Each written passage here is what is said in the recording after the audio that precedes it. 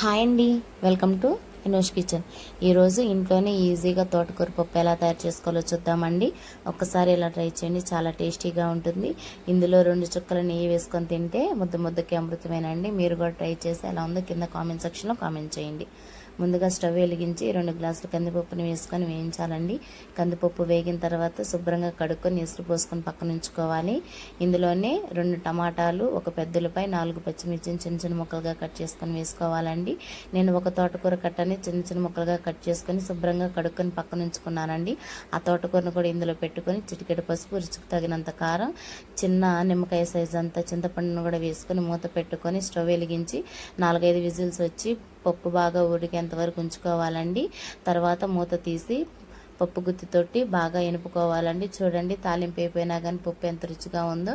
ఇందులోనే రుచికి తగినంత ఉప్పుని వేసుకొని బాగా ఎనుపుకొని పక్కన ఉంచుకోవాలండి. తాలింపు వేసుకోవాలనుకుంటే వేసుకోవచ్చు, లేకపోతే అలా కూడా తినేయచ్చండి. చాలా టేస్టీగా ఉంటుంది. మీరు కూడా ఒకసారి ట్రై చేయండి.